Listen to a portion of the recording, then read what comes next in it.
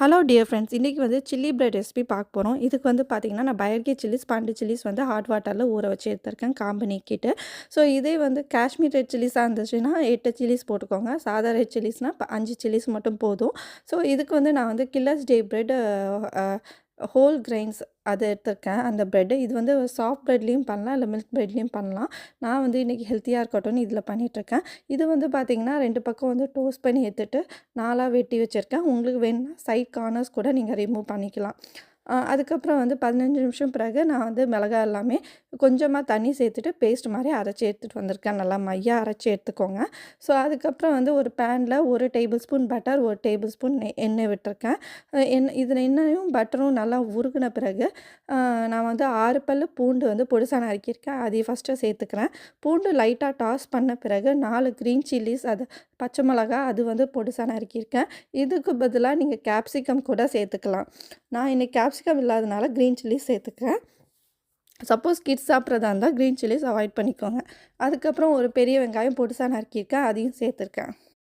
அதை சேர்த்துட்டு நல்லா வந்து லைட் ப்ரௌன் ஆற வரைக்கும் நம்ம வந்து வதக்கி எடுத்துக்கணும். ஸோ அதுக்கப்புறம் வந்து நம்ம ஃப்ளேமை லோ பண்ணி வச்சுட்டு நம்ம இப்போ வந்து எல்லா சாஸஸும் சேர்க்கணும். ஃபஸ்ட்டு வந்து நான் உப்பு சேர்த்துக்கிறேன். ஒரு 1/2 டீஸ்பூன் உப்பு முதல்ல சேர்த்துக்கிறேன்.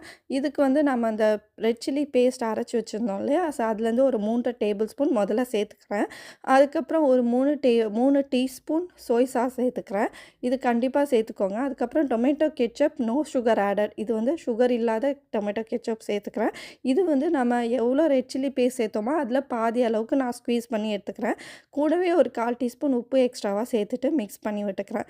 இப்போ நான் இதை வந்து கொஞ்ச நேரம் வந்து டேஸ்ட் பண்ணி பார்த்தேங்க. இன்னும் கொஞ்சம் சோய் சாஸ் தேவைப்பட்டிருந்தது. அதனால் 2 டீஸ்பூன் சோய் சாஸும் இன்னொரு 1 டேபிள் ஸ்பூன் ரெட் சில்லி பேஸ்ட்டும் சேர்த்துக்கிறேன்.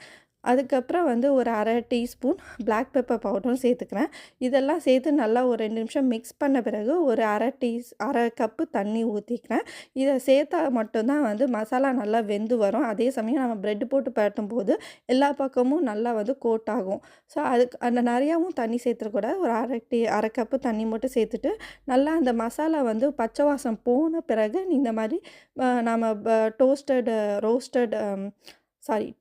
பிரெட் ஸ்லைசஸ் எல்லாமே போட்டுக்கிறேன். போட்டு நல்லா மிக்ஸ் பண்ணிவிட்டு கடைசியாக ஒரு ஹேண்ட்ஃபுல் கொத்தமல்லியை அதையும் சேர்த்துட்டு நல்லா மிக்ஸ் பண்ணி எடுத்திங்கன்னா நம்மளோட சூப்பரான சில்லி பிரெட் ரெடி. ஒரு 2 நிமிஷம் பட்டு எடுத்திங்கன்னா போதும். அதிலே வந்து ஃப்ளேவர் எல்லாம் இறங்கிடும். ரொம்ப சூப்பராக சுவையாக இருந்துச்சுங்க. கண்டிப்பாக நீங்கள் வீட்டில் ட்ரை பண்ணிட்டு எனக்கு எல்லாம் கமெண்ட் பண்ணுங்கள். அண்ட் மறக்காமல் நம்ம சேனலை சப்ஸ்கிரைப் பண்ணிக்கோங்க. இன்னும் நிறைய ரெசிபிஸ் வரப்போகுது. கண்டிப்பாக மிஸ் பண்ணாமல் பாருங்கள். தேங்க்யூ. Bye by.